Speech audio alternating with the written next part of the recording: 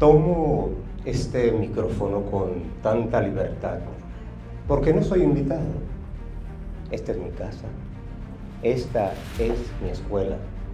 Recuerdo estas aulas bajo la tutela de maestros que formaron en mí el ADN profesional del que me siento orgulloso por la universidad. Maestros como Sucre Carías, que fue siempre, y él lo sabe, mi referente. Pero yo no quiero venir hoy a habitar en el pasado, quiero mejor ponerme frente a un futuro de una ciencia que ya no se basa en la subjetividad, sino en hacer una cirugía a la conducta. De eso se trata, de diseccionar el cerebro adicto y penetrar en sus profundidades. Y hoy tenemos aquí a una autoridad que no le teme a la complejidad, que no le teme a penetrar en esas profundidades. Él es doctor en neuropsicología, presidente de Teen Challenge Puerto Rico, una organización en más de 150 países. Él es el doctor Israel Figueroa Pastrana. Y para mí, que me formé en estos pasillos, es un honor cederle este espacio. Así que, doctor, bienvenido a su casa. Bienvenido a la Universidad Católica Santo Domingo. Wow, esa presentación estuvo extraordinaria. Si mi esposa ayer me dijo bota la basura, lo hubiese escuchado, posiblemente, ¿verdad?, fuera diferente. Nada, estamos muy contentos de estar entre ustedes. Gracias por la invitación aquí a la Universidad Católica de Santo Domingo. Vamos a tratar de pasar esta hora dentro de los neurotransmisores y las neuronas. Multiplique. Si dentro de este cerebro humano hay 100.000 millones de neuronas, ¿cuántos somos nosotros aquí? Un número, diga un número. Puede haber 100 personas, ¿verdad? Pues multipliquemos esa potencia neuronal que cada uno de ustedes camina. Así que nada, nos hemos dado al campo de la neuropsicología y hemos podido, ¿verdad?, trabajar varios temas importantes dentro de las adicciones y la conducta adictiva. En 1960 se pensaba que era un problema conductual, ¿verdad? Causa y efecto. ¿Quién quiere ser un voluntario conmigo aquí? ¿Alguien? Vamos a regalar un viaje a Australia, así pago por el Teodoro. ¿Quién quiere pasar por aquí un momentito? Venga por aquí. Un aplauso para ella. Así que pensábamos que era causa y efecto. Hay un impulso, dice, ¿verdad?, en los Estados Unidos, un input y un output. Así que si yo con mucha, ¿verdad?, cortesía le hacía esto a ella, yo pensaba que el impulso mío la hacía moverse. Ahora, si ella se prepara para mi movimiento, ¿verdad?, que va a ser diferente, ¿verdad? Se preparó. Así que hay un procesamiento mental que le llamamos, ¿verdad?, English Learning Process, que ahora sabemos que tiene mucha lógica en el tratamiento. Así que no es una pura, gracias, felicidades, gracias, un aplauso nuevo para ella. Así que no es puramente un impulso dinámico, activo y de repente. Hay un procesamiento mental. Así que hoy sabemos neurológicamente que los pensamientos son químicos y electricidad. Ya hay instrumentos como este, ¿verdad? Este solamente tiene un diodo, pero hay unos que tienen 14, 15, 25, 27. Ya podemos medir que la actividad cerebral y saber, no a ciencia cierta dónde está, pero qué área en particular se está moviendo. Así que ya sabemos que la conducta humana se fabrica dentro del pensamiento humano y le llamamos a eso cognitivo. Y hoy hablamos de que de cognitivo, conductual. Así que lo que yo pienso es lo que soy. Yo le digo a mis estudiantes de psicología en la universidad que damos clase, la realidad no es la realidad en sí misma, sino como yo la percibo. Así que la percepción juega un papel sumamente importante. Lógicamente en el tribunal, cuando vamos a hablar de leyes, la percepción nos juega un papel importante porque es la evidencia. Pero en el trabajo que tú y yo hacemos, la percepción es importante. Porque yo parto con mi paciente, como le llamemos nosotros acá, de esa percepción que él tiene. Y trabajo como enfatizando y centrado en el paciente. Así que en lugar de yo ser el sabiondo dentro de la terapia que estoy dando, yo soy ¿qué? ¿Cómo? Aprendes y guías. Así que la persona es la que se encarga de su tratamiento. Pero ¿qué pasa? Vamos a lo que vinimos, ¿verdad? Sabemos que no es puramente conductual, pero tiene unos elementos biológicos probados.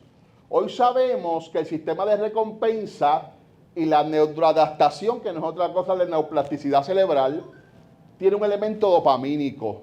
Pero hoy, precisamente en ciencia, ya estamos viendo que no solamente el elemento del neurotransmisor, ¿verdad? Sabemos lo que es el neurotransmisor, es los elementos minúsculos en este cerebro humano, que son las células cerebrales. Así que existe la sinapsis, tómele la mano al que está al lado y póngaselo así, ¿verdad? Haga eso con él, ¿verdad? Esa sinapsis está ahí. Y esa sinapsis es la que une ese neurotransmisor, ¿verdad? Y envía señales. Si son señales negativas, puede producir más señales negativas. ¿Quién se ha encontrado a alguien aquí que todo lo que habla es negativo? Porque todo lo que piensa es negativo. Porque todo lo que camina es negativo. Y todo lo que se come es negativo. Lo peor es comer con alguien, profesor. ¿Verdad usted, profesor? Si quiere, sí. Ah, pues mire. Sí. Perfecto. Oh, perfecto. Ok.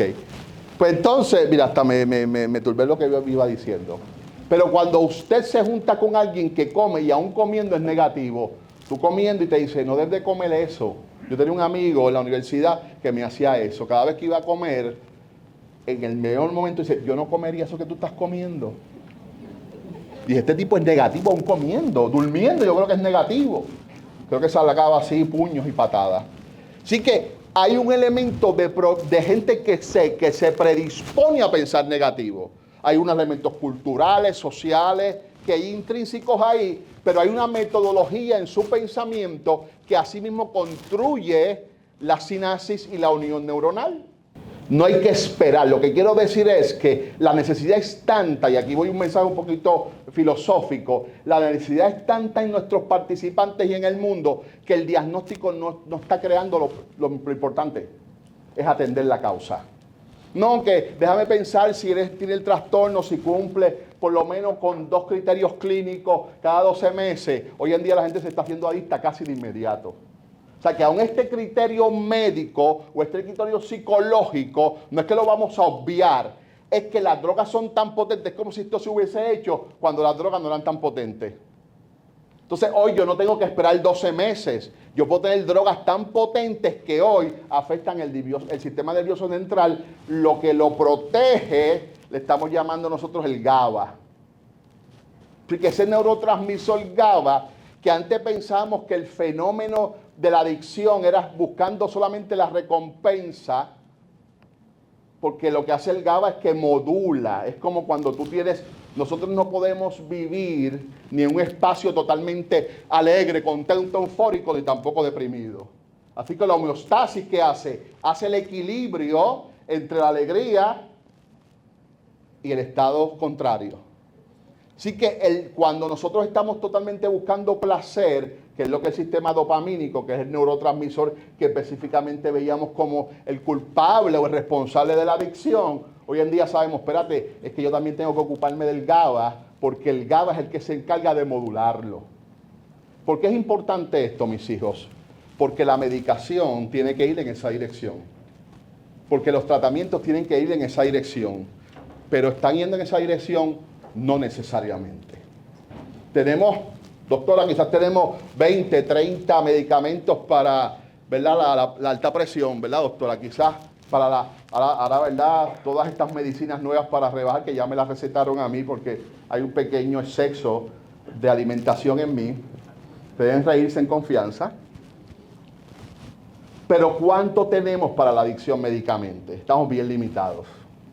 Estamos bien limitados porque el medicamento existente para manejar el GABA solamente lo hay para alcohol, no para otras drogas. Así que tenemos un gran reto.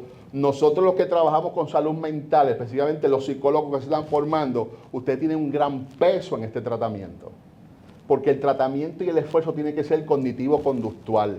Hay que coger a ese paciente y decirle, tú eres capaz de neuronalmente transformarte, pero tienes que pensar diferente, tienes que sentir diferente.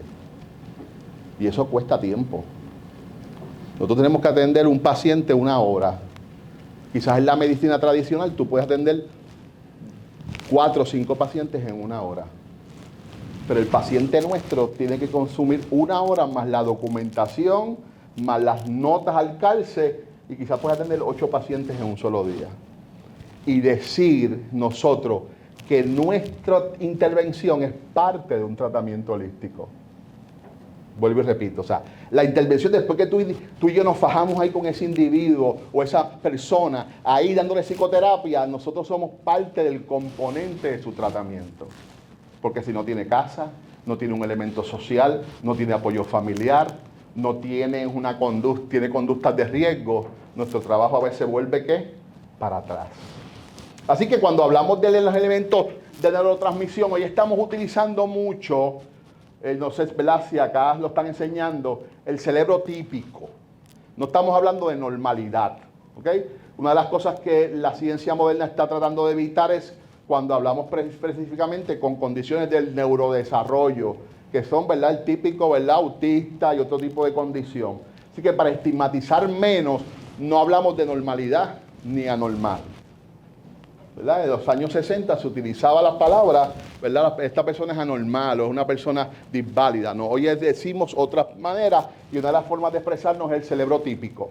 Así que tenemos un cerebro típico y un cerebro adicto. Ya sabemos, no solamente en encefalogramas, sino en tomografías magnéticas, que ya sabemos que hay un comportamiento crónico y se ve áreas inhibidas dentro del cerebro humano. Voy a repetir esto, es bien importante. En los Estados Unidos, en el Instituto Nacional de Drogas, la doctora Dora fue muy hábil en poder decirle a Medicaid y Medicare, mira, la adicción es una condición de salud mental. Esto es importante porque logró convencer al Congreso de los Estados Unidos y por ahí abajo todo el mundo para que se viera, y los planes médicos de los Estados Unidos, ¿verdad? Hay un negocio en esto de la salud, y que los planes médicos puedan cubrir ese tipo de tratamiento. Pero es la enfermedad dentro de la salud mental que no necesariamente cumple los criterios de una depresión, esquizofrenia y otros. ¿Por qué? Porque puede haber una reversión, se puede revertir el daño. Eso es importante. Así que es una enfermedad crónica tratable porque tiene episodios de recaída. Le llamamos recaída, volver al consumo. Puede haber una persona que estuvo 10 años sin usar sustancias y hoy sabemos, no lo sabíamos antes, le llamamos, viene una línea que te dice un deseo de consumo. Y esa persona posiblemente también tiene ese mismo problema en el consumo compulsivo de ir al shopping a comprar. Porque los controles de los impulsos en la corteza frontal no están desarrollados o tuvieron algún déficit. Así que juega un papel. Una de las preguntas que nos hacen nosotros los estudiantes es, oye, pero eso que hablan de que yo manejo ciertas cosas con el lado izquierdo y el lado derecho, ¿verdad que hemos escuchado eso típicamente? Pues sabemos ya en ciencia que el cerebro actúa completo, pero hay áreas más fuertes y concentración en ciertas ejecuciones más fuertes que en otras. Pero también sabemos hoy que hay unas áreas del cerebro que se pueden dañar y otras se pueden restaurar. O sea que hay una recomposición interna dentro del sistema cerebral. Pero básicamente sabemos, dentro del punto de vista que estamos mirando, actúa también el sistema límbico. ¿Cuántos han escuchado del sistema límbico? ¿Verdad que hay un manejo de qué? De emociones, de temperamento, de placer. Dentro de ese sistema límbico está interactuando los neurotransmisores GABA y los neurotransmisores dopamínicos. Sí, es como que dice que la dopamina actúa antes del consumo. No sé si usted, algo que le interese mucho hacer, ¿quién le gusta ir aquí a hacer algún deporte? o le gusta alguna comida favorita. Pues usted antes de llegar a ese momento, ya la dopamina está subiendo. O sea, usted lo disfruta antes de consumirlo. De la misma manera pasa con las drogas. Cerebralmente hay un deseo de consumo antes del consumo. Así que hay una gratificación pre-consumo. Ya tú estás sintiendo, ya tú estás palpando, ya se está planificando todo el órgano cerebral para el consumo de sustancias. Ya mismo pueden preguntar. Otro protagonista importante es el núcleo accumbens, no sé si lo han escuchado, que es el área principal, ¿verdad?, de ese trastorno de uso de sustancias. Y otros elementos, que es el sistema mesolímbico, que trata eso. Fácilmente lo que podemos entender es que esta corteza frontal, que en nosotros está desarrollada completamente, o debe estar desarrollada completamente después de 25 años, aunque usted vea a alguien de 60 y diga, este parece un niño, algo le pasó quizás que no, Jimmy, no es por ti. Algo le pasó, ¿verdad?, en su proceso. Puede pasar, pero se supone que se forme completamente. Así que estructuralmente nosotros nos vamos formando, el cerebro se va formando de aquí para acá, de aquí para acá. ¿Y qué es lo último que queda? Este cierre de aquí, que le llamamos ¿cómo? ¿Ah? La frontal, pero le llamamos polerinamente como que la molleja, que no sé, ¿verdad? ¿Cómo era? Sí, le decían así, porque no ha cerrado todavía esto aquí. Así que todavía eso sigue creciendo, sigue modulando y sigue componiendo. Sabemos que hay problemas del neurodesarrollo que no vienen en la misma composición del órgano. Esto está bien. Es que sufrió un accidente, sufrió un trauma y eso daña el órgano. Miren lo que estoy hablando, o sea, porque el riñón o el hígado, ¿verdad? Los antiguos decían que el hígado se dañaba, me decían, me está sacando el hígado. Pero esto no se daña por esos elementos directos, pero el cerebro sí se daña por elementos externos, que pueden ser traumas. Mientras más temprano el trauma, más difícil y más peligrosidad en que el cerebro se dañe. Mientras más temprano en la vida. Así que, por eso es que los niños, cuando tú estás atendiendo a un niño, tú le dices, piensa en un lugar feliz. Cuando el niño piensa, dice que yo nunca tuve un lugar feliz. Entonces sigue creciendo y ese neurodesarrollo está distorsionado. Y cuando llega adulto, descubre que una pastilla, una sustancia, le llenó ese vacío que tenía. Y por fin descubrió lo que es felicidad. ¡Wow! Porque nunca tuvo referencia. Entonces, ¿la referencia cuál es ahora? El consumo. Y va al lugar de consumo y se da eso. Y una cosa que nos llama la atención es que hay unos elementos de genética, ¿verdad?, en el consumo.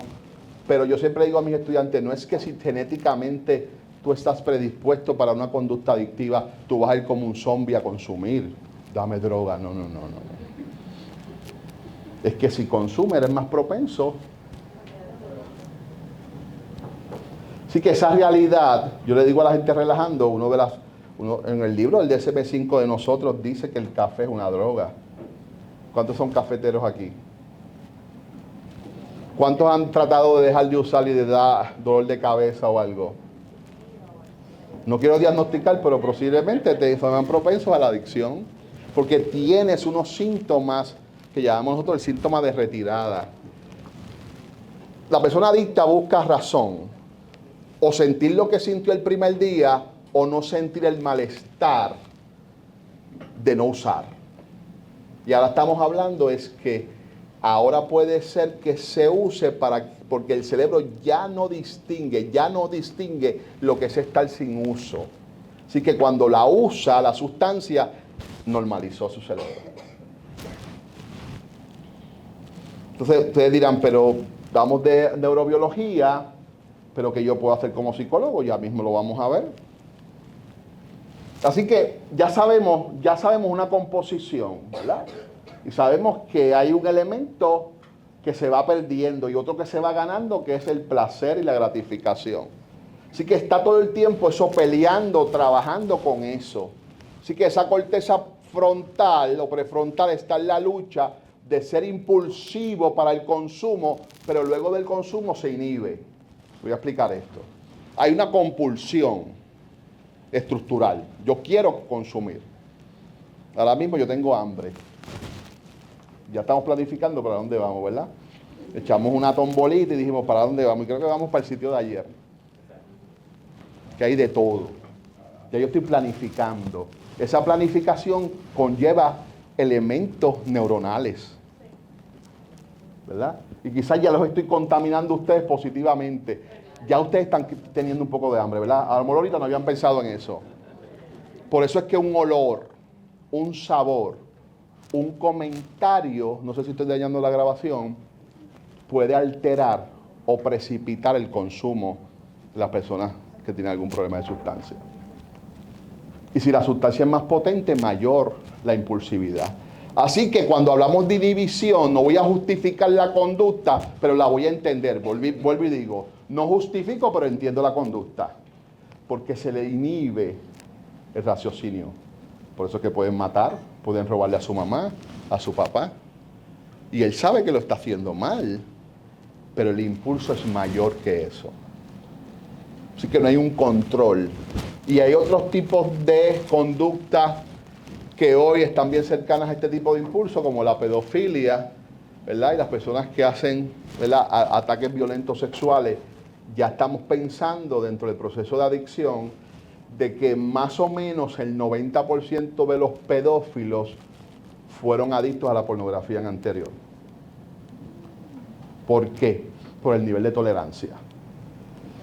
Las drogas actúan y tú consumes, sientes placer, el elemento dopamínico está ahí, te pide más. Le llamamos en la calle el venga más. La pornografía está haciendo eso en ciertos sujetos donde entonces ya no quieren ver adultos, quieren ver niños en pornografía y ya el nivel de tolerancia no los satisface y quieren entonces ir a practicar la conducta. No es que todos los adictos a la pornografía van a ser pedófilos, eso es otra cosa. Esto yo lo explico de esta manera. Si yo te digo que el 90% de las personas que sufren de arresto cardíaco han tenido alta presión, pues es un dato. Pero no todos los que tengan alta presión van a morir de un arresto cardíaco. Y es lo mismo. O sea, esa correlación está ahí. Y tenemos que estar pensando en esa correlación porque también el elemento y la conducta adictiva va cambiando de elementos y de sustancias. Puede ser que sea adicto a la cocaína, a la heroína, y va emulando sexo, pornografía y otros más. Así que esa conducta hay que atenderla. ¿Ok? Así que hay un elemento de cuando el cerebro se adapta, el cerebro se acostumbra y pide más en el lenguaje popular. Hay una respuesta y una adaptación crónica. Cuando la adaptación se convierte en crónica, nosotros tenemos en sala de desintoxicación personas que llegan porque su consumo en Puerto Rico ha estado en $500 diarios. Vuelvo y lo digo, eso es un montón de dinero. $500 diarios. Llegan a la sala y dicen, yo quiero bajar mi consumo. Porque de 500 quiero bajarlo a $100 diarios. Así te lo dicen. Uno los atiende porque el día del cambio, una persona por pérdida de adicción puede ser en cualquier momento. Porque hay una de las terapias que se llama, que esto lo daremos, ¿verdad?, en otro momento, terapia conductiva conductual y terapia motivacional. La terapia motivacional es la que utilizamos nosotros para el cambio conductual. Y te lo dicen de frente. Pero ¿qué pasa? Que al limpiar ese cuerpo viene una droga potente como el fentanilo. Ellos piensan, su cerebro piensa que pueden resistir la misma cantidad de droga cuando ya fueron limpiados. Y ahí viene la sobredosis. Ahora tenemos un problema que la marihuana sintética, que no es marihuana, ni sintética tampoco, es un químico que no sabemos de dónde viene. En Puerto Rico comenzamos una campaña. En Puerto Rico hay una agencia reguladora que se llama DACO, ¿verdad?, que es la agencia que regula el consumidor. El consumidor, lo que se le venda es lo que se dice que se le vendió. Entonces, los puestos de gasolina, ellos no han querido aceptarlo, pero mueven mucho este tipo de productos. Viene lo que llamamos nosotros en popurrí, que es una mezcla para simplemente encenderlo y dar olor. Pero Los grupos han descubierto que fumarlo, inhalarlo, crea un elemento psicoactivo grandemente en el cerebro humano. Hay inhibición, hay problemas de espacio, de profundidad, no ven dónde están caminando, alucinan. Me decía uno en entrevista que ese gatito chiquito lo veía como un tigre gigantesco. Pero ¿cuál es el problema que estamos teniendo con este tipo de sustancia? Es que permanece en el cuerpo por semanas. Y esto es bien problemático porque cuando tú haces el proceso de desintoxicación médica, todavía al día número 10 tienes eso en el químico del cerebro. No lo puedes expulsar, no lo puedes sacar ni por orina ni por sudor. Así que se está haciendo más complejo el asunto.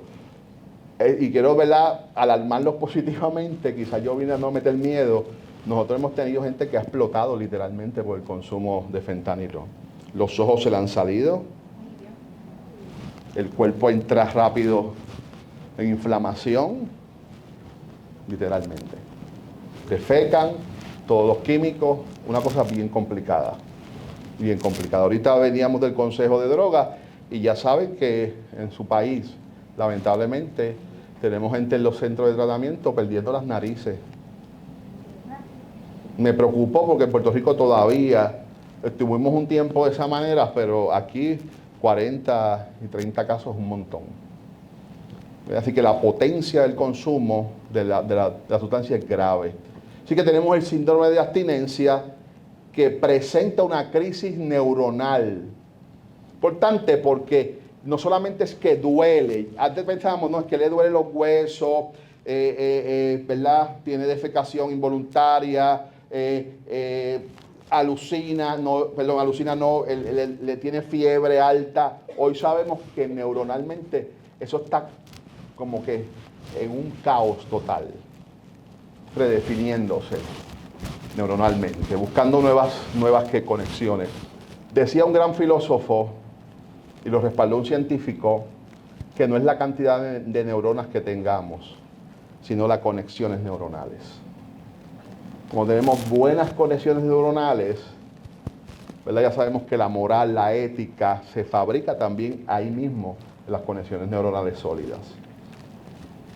Cuando miramos el microscopio, ya vemos, esto es básicamente para que tenga un factor, ¿verdad? Cuando ya lo vemos en sonografía, vemos que la cocaína hace estos elementos y estos efectos inmediatos e intensos. La cocaína hace up, la heroína que hace down. ¿Ven? Así que hay unos elementos intensos, llega bien rápido a la sensación. ¿Okay? El THC, que y voy a decir esto con mucho cuidado, pero como estamos en el campo de la ciencia, decíamos que el THC es ¿verdad? Actúa en el receptor y es el que crea la adicción. ¿Okay? Y sabemos ya que más de 8, menos de 3% puedes modularlo y no crea el síndrome de adicción. Pero esto lo tenemos ya en tabletas, especialmente para los malestares en el término de cáncer, Sativex y otros. Pero cuando estamos viendo hoy lo que se está cosechando, yo estuve de perito en un asunto y fui al donde se cultiva la marihuana, porque en Puerto Rico se aprobó la marihuana medicinal. La planta de marihuana es una cosa pequeña, sí, pero alterada químicamente está así de alta, con un 30% de THC, cuando el adicto más crónico en los 60 era un 8%. Y son capaces de fumar, en este caso, 20 cigarrillos de marihuana al día. Así que el cerebro está totalmente desorientado. Entonces en Puerto Rico podemos tener gente conduciendo vehículos de motor bajo la sustancia del THC. Y este es el que nos provoca la adicción. Los cannabinoides o endocannabinoides, nosotros los generamos. Cuando tú vienes por ahí, te das un cantazo en la puerta, con la puerta, te da dolor. El cerebro rápido actúa y envía la generación de los cannabinoides. Cuando eso no lo logra, tenemos que ir al hospital. Y allí, ¿qué nos hacen? Morfina, lo crean ¿verdad? Sintéticamente, por un momento en particular. Así que los tratamientos de opioides tienen que ser momentos bien específicos y bien controlados. Y que tenemos el alcohol. Esta es la preocupación mayor mundial. Y estábamos viendo lo que el GABA hace y los opioides, así sucesivamente. Vamos a ver los daños acumulados. Es importante cuando nosotros, ustedes lo hacen, me imagino que lo han enseñado, cuando usted va a diagnosticar, le dicen, ¿cuánto tiempo hace que te pasa esto? ¿Verdad? Que usted utiliza tiempo e intensidad. ¿Verdad? Nosotros manejamos eso, tiempo e intensidad. ¿Cuánto tiempo te has sentido triste? Pues 2 semanas o más. ¿Cuán intenso ha sido? ¿Cuánto te ha afectado tu vida diaria? Y tú vas y dices, ¿esto es un diagnóstico de qué? ¿Depresión? Posiblemente, ¿verdad? Estoy haciendo bien genérico, ¿verdad? En el proceso. Así que la potencia y el tiempo de consumo hace que haya pérdidas de materia gris, alteraciones y otras comunicaciones que se manifiestan en los consumidores crónicos. Hay más lentitud en la contestación. Hay problemas de aprendizaje. Las personas que han sido, ¿verdad?, propuestos o han sido expuestos al THC tienen problemas de aprendizaje. Eso está evidenciado. Lo que falta es un poquito más estudio para decir lo mismo. Así que se da todo esto, pero se ha logrado entender que la abstinencia prolongada crea asuntos o revierte ciertas condiciones. Más o menos en sonograma lo que hemos visto después de 18 meses, hemos visto cómo la estructura cerebral es como si esto estuviese como, ¿verdad?, aplastado así, roto, la estructura cerebral se va componiendo nuevamente. Y podemos hablar de que la persona ha recuperado. El término que utilizamos es recuperación. Ahora vamos a elementos que crean la vulnerabilidad. Es importante, ustedes los que están estudiando psicología y trabajo social, aquí se utiliza trabajo social para intervención en adicciones. Es una de las cosas que a nosotros no ha funcionado muy bien. Está bueno eso, está bueno eso. Pues qué bueno, sería excelente porque, ya como les muestro, está la parte psiquiátrica que ya me dijeron que como Puerto Rico que hace falta psiquiatras en el país, igual que allá. Pero el trabajador social dentro del modelo que nosotros tenemos explora otras áreas que el psicólogo por el tiempo no puede explorar. Pero te puedo poner duplicidad. Tú lo puedes mencionar en el tratamiento que hagas, pero por ejemplo, el trabajador social puede indagar esa familia, esa composición genética, hay maltrato, no hubo trauma, tienes dónde vivir, y hay unos elementos importantes. Y en Puerto Rico el trabajador social puede dar psicoterapia, si es clínico y tiene maestría, que abre otro campo de ayuda al psicólogo, que a veces está bien abastecido de situaciones. Así que cuando ese sujeto llega donde el psicólogo, ya tiene un análisis social que el psicólogo puede intervenir. Mala conducta con sus padres, entonces puede asignarle terapias grupales. La terapia grupal en América ha funcionado muy bien porque es más costo eficiente también. Dirigida por un psicólogo ayuda a las terapias grupales luego de haber tenido sus intervenciones individuales. Porque tenemos otra complicación más, que esto puede ser un tema de hablarlo mucho, es que no solamente en la neurobiología encontramos es que más del 60% de las personas que sufren trastorno de uso de sustancias tienen una comorbidad.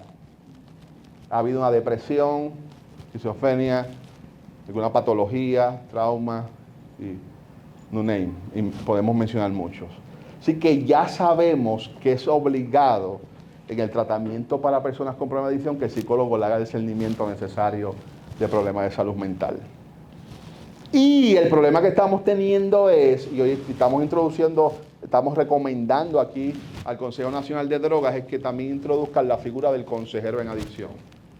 Porque sería una bendición en el tratamiento, porque él es como el policía que filtra el tratamiento y dice, espérate, hay un problema social, trabajo social, trabájalo. Hay un problema físico, médico interviene.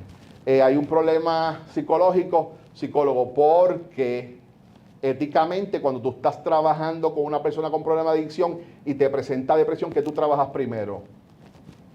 Si te toca decidir. ¿Alguien que conteste? ¿Ah? La depresión.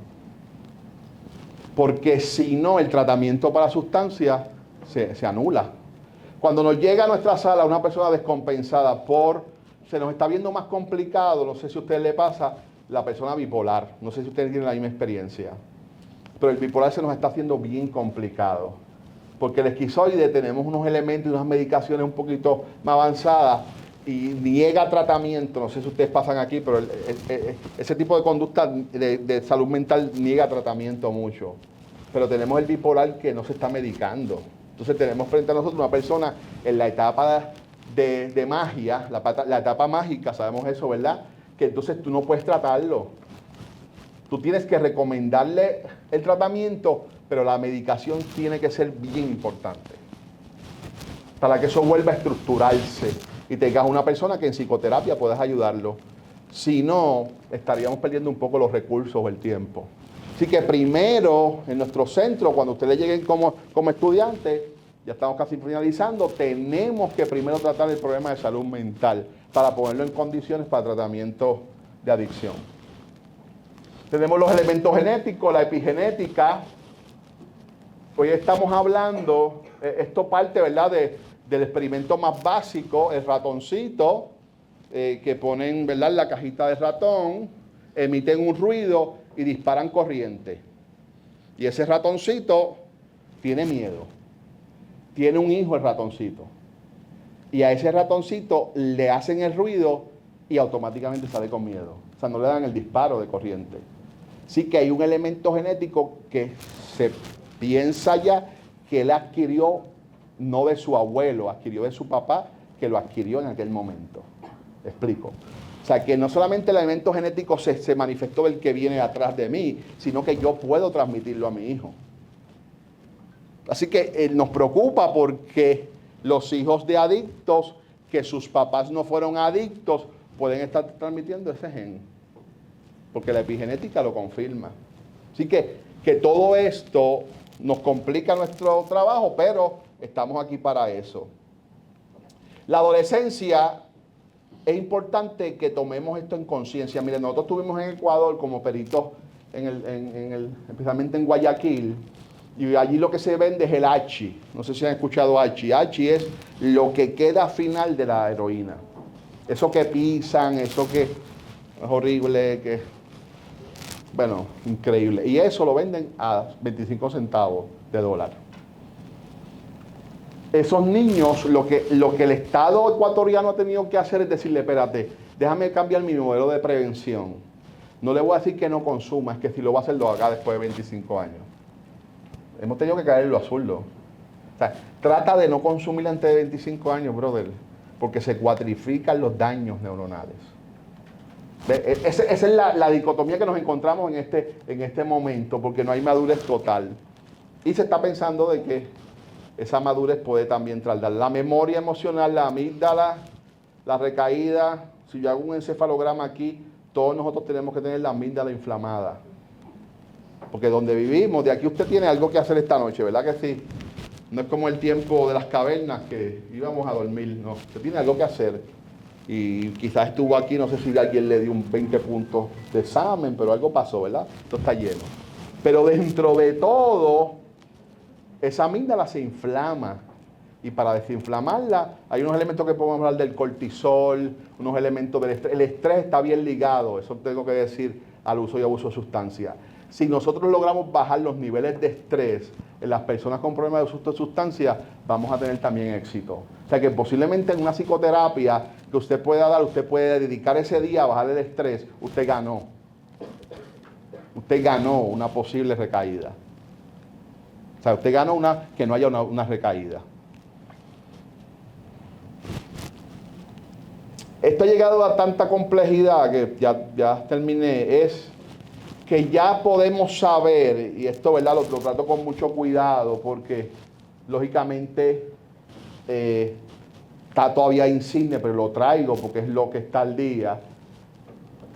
Ese neurofeedback puede provocar que ya la persona sepa en tiempo real cuando viene el craving, que es el deseo compulsivo. Lo que pasa es, yo tendría que tener a esta persona conectada a esto, para arriba y para abajo, y decirle, ahora viene el craving, y darle el botón. Eso no existe. Pero ya sabemos que hay unas antesalas en el sentimiento de compulsión del deseo. Lo sabíamos de siempre, el olor, lo que yo dije ahorita de comer. Todo el mundo aquí va a salir a comer, me imagino. Cuando salga el 90% usted lo va a hacer. porque se lo dije, lo estoy repitiendo, la necesidad la estoy creando, toda esa compulsión que estoy generando. Así que ya sabemos que hay unos biomarcadores que hay que seguir experimentando si realmente nos van a ayudar y sea un costo efectivo. Hoy tenemos la farmacología y vamos a lo de nosotros. La terapia cognitiva conductual reestructura los circuitos de memoria. El trabajo que nosotros pensábamos, decíamos, oye, pero cuando yo le cuento a la gente y la gente cuenta su trauma, se va curando. ¿La que se enseña? Cuenta el trauma, sácalo. Lo trabajamos en equipo, le quitamos los elementos que duelen y los vamos suavizando y vuelves y lo guardas. Eso es lo típico que hacemos en psicología.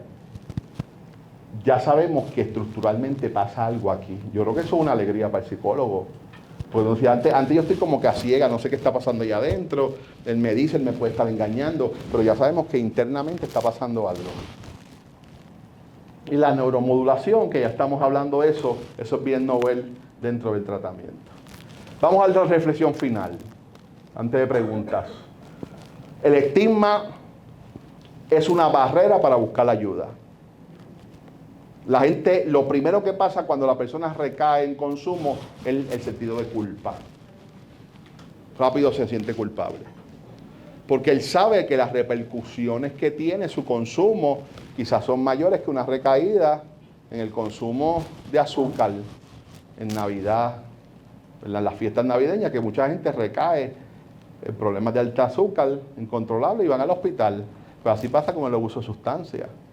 Pero el daño, pues ayer se fue a su hospital, le bajaron el azúcar, le equilibraron, el doctor le dice, vete a tu médico de cabecera. Pero cuando hay adicción, las personas recaen, su conducta se convierte errática.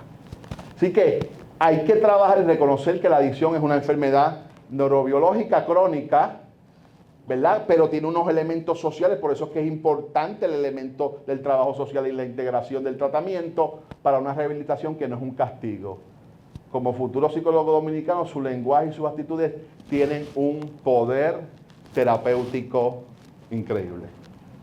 En sus manos está, muchacho. Y en las manos nuestras está poder construir, ¿verdad?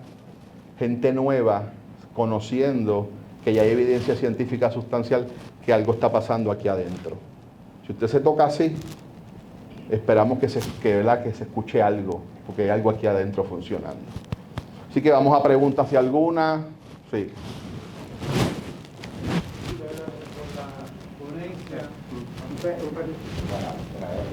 Que se puede usar.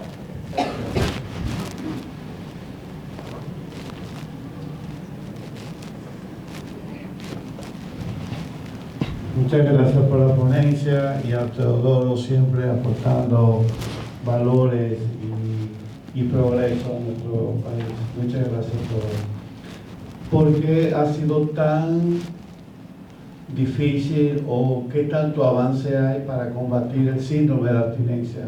Como usted decía, esa es una de las complicaciones y los escollos por los que el adicto se puede motivar al cambio. ¿Por qué no se ha avanzado tanto en ese sentido? Ok, miren, porque acuérdense que ciencia, y esto es bien filosófico, ciencia desarrolla más ciencia. O sea, yo tengo que dedicar un tiempo de investigación y el que viene posterior a mí se monta encima de mí. Hay dos factores bien significativos y tengo que meter aquí el dinero.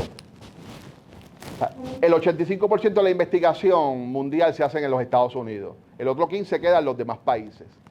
Así que como ha habido tanto estigma, esto pasó como el VIH, y voy a usar esto con mucho cuidado. El VIH en los 80 era gente que no valía nada, el Papa, tan pronto un blanquito americano se enfermó, ¿verdad? Perdonan que use ese elemento, comenzaron a fluir el dinero. Así que tiene unos elementos de dinero, porque ¿verdad? No hay quien defienda a esta población. La investigación, acordémonos que nosotros ahora es que estamos entendiendo esto que está aquí, primero con encefalograma, que era simplemente movimiento estructural, químico y en este caso eléctrico. Ahora es que nosotros estamos conociendo íntegramente este asunto, ¿verdad? Este órgano. Así que falta mucho por entender. Ya sabemos que el GABA juega un papel importante, pero la medicación está hecha para los alcohólicos. Así que hay que esperar un proceso de trial y eso Jimmy nos puede después ayudar a entender cómo ese proceso, que es lo que la administración Trump ha tenido, decir, vamos a avanzar más en la medicación. Los procesos están muy lentos, hay que tener cuidado. Así que podamos hablar de estigma, le tengo que dar cuenta de lo que usted dice, solamente en el mundo está medicina para el alcohol y medicina para los opiáceos. Para las demás adicciones lo que hay es sintomatología. Si te da ansiedad, te medico para la ansiedad. Si te da depresión, eso es lo que tenemos ahora mismo. Esa es la realidad cruda que tenemos nosotros en el mundo. Y nos falta mucho por hacer. Pero el trabajo crudo y fuerte le toca al aspecto psicológico. El reto en nosotros los que trabajamos en conducta humana es todavía más. Esa carga está sobre nosotros. Porque en la medida que nosotros podamos trabajar con psicoterapia. Hola, buenas noches. Bueno, mi pregunta es la siguiente. ¿Qué hay de cierto en sustituir una adicción con algo bueno? ¿Es un tipo de autotrato? Bueno, lo que pasa es que los elementos adictivos, lo bueno y lo malo es bien relativo en ese aspecto.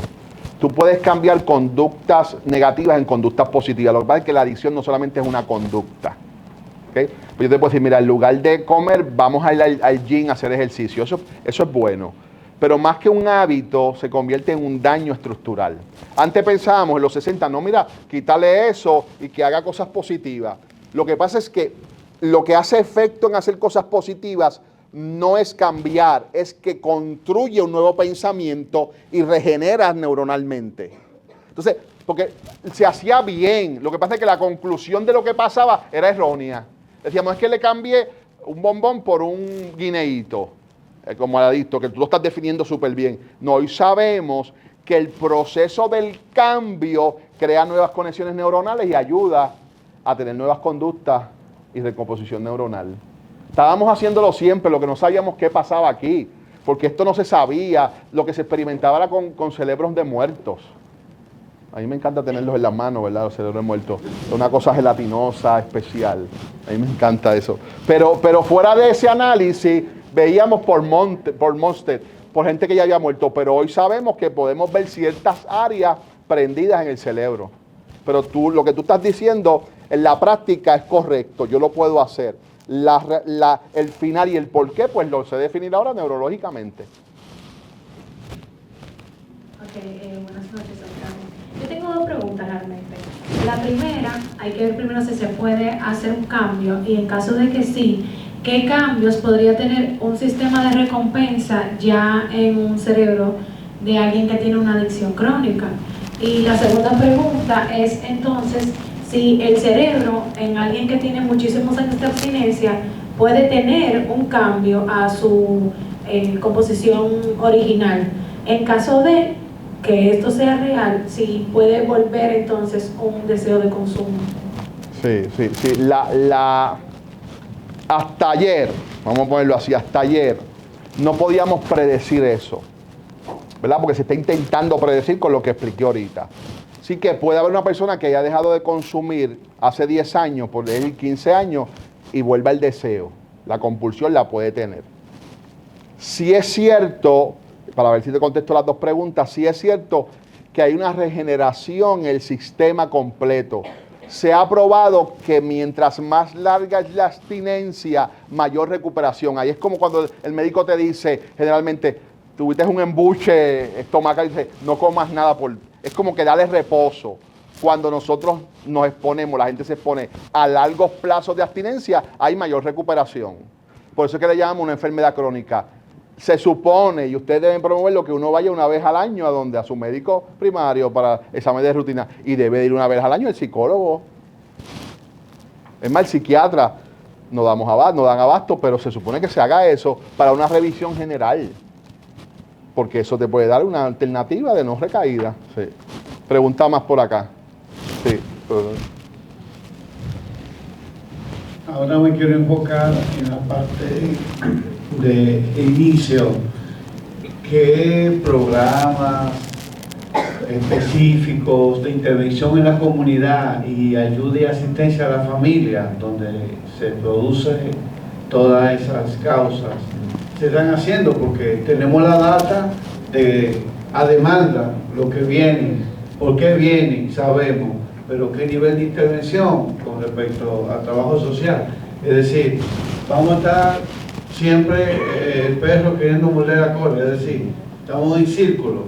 Entonces, ¿cómo se puede yugular que ese niño no solamente ni tenga que esperar a los 25, sino que desarrolle un cerebro tan fuerte que no tenga necesidad de consumir? Sí. La repetición ya sabemos que tiene unos elementos neuronales importantes. Decíamos nosotros en Puerto Rico el machaca. O sea, si nosotros desde arriba de presidencia, los comunicadores, estamos cambiando y estamos normalizando ciertas conductas y tenemos un problema serio. Hoy sabemos en ciencia, que esto lo hacíamos mucho, que si el niño mete el lápiz en el receptáculo de corriente, le da corriente, va donde el papá llorando, y lo peor que puede hacer un papá es decir, rechazarle esa emoción. Ah, eso no es nada. No, hay que validarle esa emoción. Por ahí nada más hay que enseñar a la gente. O sea, tenemos que enseñar a la gente a criar a sus hijos, validar sus emociones. Por eso es que la medicación no va a ser del todo funcional, porque hay unos elementos en el sistema límbico emocional, que no hay medicación que controle eso. Así que esa parte del manejo emocional y la frustración es importante. Mira lo que estoy hablando, no tiene que ver con droga, estoy hablando de frustración, de manejo de emociones. Y por ahí, porque el cerebro busca, si no me construyeron, no me validaron mi emoción, voy a buscar otra emoción. Y son los que tenemos en los trabajos, llevándose, decimos nosotros, el bate, la bola y el guante. Si no se hace lo que ellos quieren, se te van del trabajo. Y tenemos eso en el trabajo. ¿Por qué? Porque la conducta aprendida, los patrones familiares que normalicen, usted lo estudia en psicología, crean esos patrones y la gente dice, yo estoy bien, porque eso se hacía en casa. Y eso hay que trabajarlo. Y cuando te dicen que no estás bien, te pones así en defensa. ¿Alguna pregunta? Buenas noches. Yo quisiera saber su opinión sobre cambiar el discurso o la campaña que se tiene contra las drogas de no consumas, es malo, a una campaña donde mejor expliquemos el por qué no consumirlas de forma de que se caiga una adicción, o de como que entendamos por qué caemos en esa adicción. O sea, por qué emocionalmente nos volvemos como adictos, o qué carencia, o sea, explicar en ese sentido, me refiero. Sí, mira, los recursos son limitados. Yo sé que las campañas se van a ese golpe de no usar. Yo cambié mi retórica. Cuando me tocaron hacer los niños escucha, no sé si aquí hay niños escucha, una de las cosas que en Puerto Rico estaba bien de boga era la normalización del uso de la marihuana. Y yo cambié mi discurso a no decir las drogas son malas. Miren lo que utilicé. Porque la mayoría se siente bien en el primer consumo. Y se pues lo que papá dice y el público no es verdad porque me siento bien. Hay que medir consecuencias. Hay una política pública que es la reducción de daños que en muchas cosas funciona, como reducir el daño en el contagio del VIH, de la hepatitis. Lo que pasa es que yo no sé si tu predisposición o tú creas algún tipo de adicción. Así que yo decirte aquí, pues mira, pues úsala moderadamente. Pero es que yo puedo usarla moderadamente 3 días, pero después del mes me convierto adicto. O sea, la predisposición y la potencialidad es tan grave que mi discurso tiene que ser, no la utilice. Desde el punto de vista donde estoy, desde el punto de vista científico. Ahora, hay otras políticas que no han resuelto el problema final. O sea, hay otras políticas, ¿verdad? De uso, de reducción. Portugal, yo he estudiado Portugal para arriba y para abajo. Pues han logrado ciertas cosas, porque Portugal legaliza no buscando el problema de adicción. Portugal legaliza para reducir el VIH. Son otras cosas. Porque lo intravenoso, el compartir la jeringuilla, era el que causaba la adicción, el problema del VIH. Así que, pues, eso es lo que te puedo decir ahora. Buenas noches. Yo tengo 2 preguntas. La primera es, ¿qué usted opina o sus colegas sobre qué papel juega la espiritualidad en el proceso de recuperación? Porque los grupos de apoyo como NA, deudores, etc., usan al poder superior como la base principal. del proceso. Y la segunda pregunta es que usted mencionó ahorita que pacientes que muestran dificultades emocionales o de enfermedades mentales, primero hay que trabajar ese factor, ¿verdad? Esto me parece genial cuando veo un paciente voluntario, pero ¿qué sucede cuando el paciente es involuntario? Donde ya de entrada está totalmente indispuesto a todas las ayudas y no está entendiendo el por qué sus familiares decidieron recogerlo de la calle, de la situación de donde estaba, que suelen ser extremadamente graves. ¿Cómo se aborda ahí esa parte? Mira, nosotros de las dos tengo la contestación. Harvard, que es uno de los pioneros en investigación de salud mental, comenzó investigando el elemento espiritual. No le estamos poniendo etiqueta, ni cristiano, ni budista, elemento espiritual, en los pacientes con cáncer. Estadísticamente se veía mayor recuperación en pacientes con cáncer, aquellos que hayan sido sometidos a experiencias espirituales. Lo mismo pasa en adicción, es la misma correlación, porque creas un elemento de protección, de existencia. Hay varias cosas modulares que, fíjate, yo pensé que la presentación la tenía ahí, es que hay elementos de que yo tengo que sentirme importante para alguien, que mi existencia tiene valor, independientemente de las creencias espirituales. Pero sí ya sabemos estadísticamente que la presencia espiritual en el tratamiento mejora las estadísticas y mejora la capacidad de la persona en recuperación. La otra contestación es que no hay evidencia que contradiga. En Puerto Rico existen dos leyes. Una ley que le llaman la ley 67, que es el tratamiento involuntario, y la ley 408, que es la que regula, que les está revisando en estos días, la salud mental. No hay evidencia científica de diferencia entre la persona que entró voluntario y el que entró también bajo estos sistemas. O sea que aunque entre de esa manera, es funcional. Porque es como que llegó la persona y después en el proceso de tratamiento es que él se da cuenta de lo importante que es el tratamiento para sí. Así que tenemos testimonios de personas que han dicho, si no hubiese sido porque me obligaron, hoy estuviese muerto. Gracias, doctor, por recordarnos. Gracias a usted. Y advertirnos que hay drogas que ni siquiera tienen nombre, que ni siquiera sabemos composición, que no solamente se están llevando la conciencia de nuestros jóvenes, sino sus narices y sus vidas, por hacernos ver que desde un cambio en la reestructuración de los pensamientos, nosotros como psicólogos tenemos el poder de ser un ente importante para afrontar las adicciones ante la ausencia de una farmacología que desde la psiquiatría pueda ser efectiva en estos casos. Gracias por hacernos entender que comprendiendo el cerebro podemos comprender mejor al ser humano. Muchísimas gracias y vamos a despedirnos.